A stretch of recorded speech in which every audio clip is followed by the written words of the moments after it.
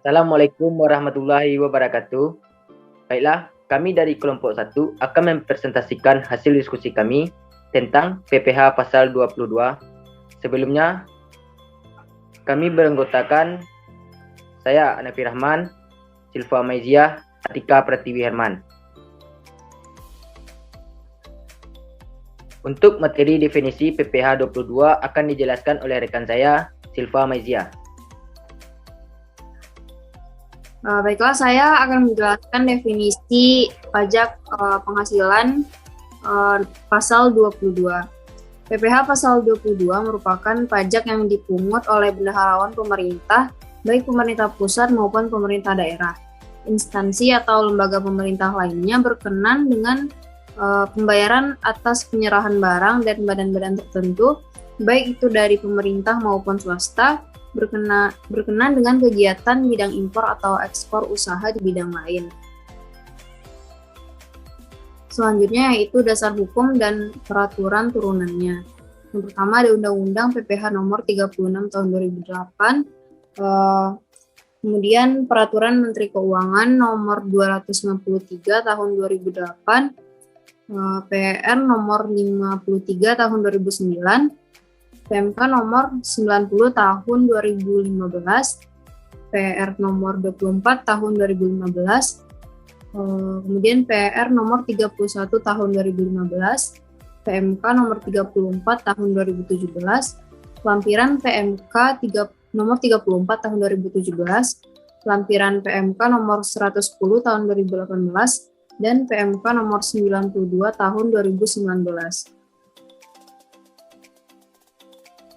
Pada subjek PPH pasal 22, ada pemasok barang pada pemerintah, yang kedua importir atau pengimpor barang, ataupun pemasok atau pembeli barang dari badan-badan tertentu. Selanjutnya wajib pajak badan atau PPH pasal 22 saat penjualan. Yang pertama, badan usaha, produsen atau importir bahan bakar minyak, pedagang kumpul, agen tunggal pemegang merek, dan importir umum kendaraan bermotor. Adapun badan usaha yang bergerak dalam bidang usaha industri baja dan penjualan barang yang tergolong sangat murah. Selanjutnya itu tarif PPH pasal 22 atas impor yang menggunakan angka pengenal importir sama dengan 2,5% dikalikan dengan nilai impor, sedangkan yang menggunakan non angka pengenal importir yaitu 7,5% dikali nilai impor. Yang tidak dikuasai 7,5% dikali harga jual lelang.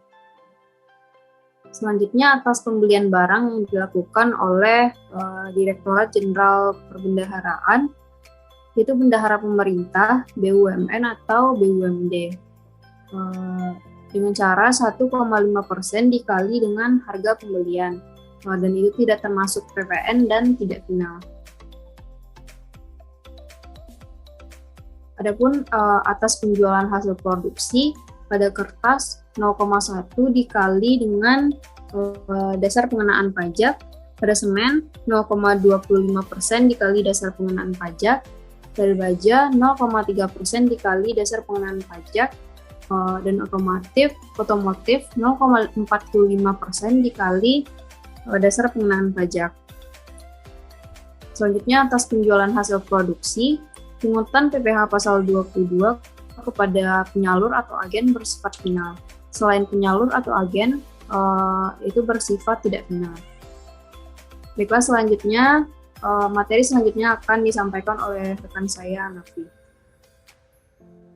Selanjutnya, atas pembelian bahan-bahan untuk keperluan industri, ekspor dari pedagang pengumpul ditetapkan sama dengan 0,25% dikali harga pembelian, tidak termasuk pajak penghasilan negara. Impor kedelai, gandum, dan tepung terigu oleh importir. Angka pengenal importir sama dengan 0,5% dikali nilai impor. Atas penjualan, pesawat udara pribadi dengan harga jual lebih dari 20 miliar kapal pesiar dan sejenisnya dengan harga jual beli lebih dari 10 miliar. Rumah beserta tanahnya dengan harga jual atau harga pengalihannya lebih dari 10 miliar dikurang luas bangunan lebih dari 500 persegi. Apartemen, kondominium, dan sejenisnya dengan harga jual atau pengalihannya lebih dari 10 miliar dan luas bangunan lebih dari 400 persegi. Kendaraan bermotor roda 4 pengangkutan orang kurang dari 10 orang berupa sedan, jeep, sport utility vehicle, multipurpose vehicle, minibus, dan sejenisnya dengan harga jual lebih dari 5 miliar. Dan dengan kapasitas silinder lebih dari 3000 cc sebesar 5% dari harga jual tidak termasuk pajak penghasilan negara dan PPNBM. Dikecualikan dari pemungutan pajak penghasilan pasal 22, impor barang-barang atau penyerahan barang yang berdasarkan ketentuan peraturan perundang-undangan tidak terhutang PPh. Pengecualian tersebut impor barang-barang yang dibebaskan dari biaya masuk. Objek dikecualikan dari pemungutan. Impor barang atau penyerahan barang yang berdasarkan ketentuan peraturan perundang-undangan tidak terhutang PPh. Impor barang yang dibebaskan dari pungutan bea masuk atau PPN. Impor sementara, jika pada waktu impornya nyata-nyata dimaksudkan untuk diekspor kembali. Impor kembali yang meliputi barang-barang yang diimpor kembali dalam kualitas yang sama atau barang yang telah diekspor untuk perbaikan, pengerjaan, dan pengujian yang memenuhi syarat yang ditentukan Ditjen Bea dan Cukai.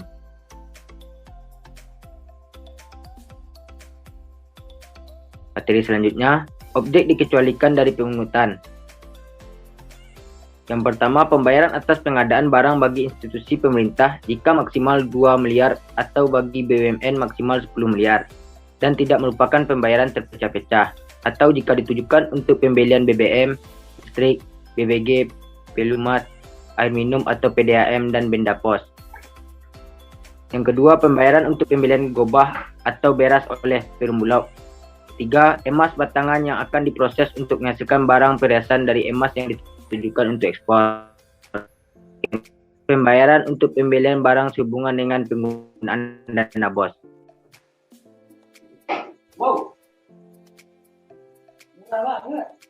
Selanjutnya, saya akan bahas tentang pemungut, penyetor, dan pelapor PPh pasal 22, yaitu tentang aktivitas penyerahan barang atau tentang bendahara pemerintah untuk mekanisme pemilihan barang.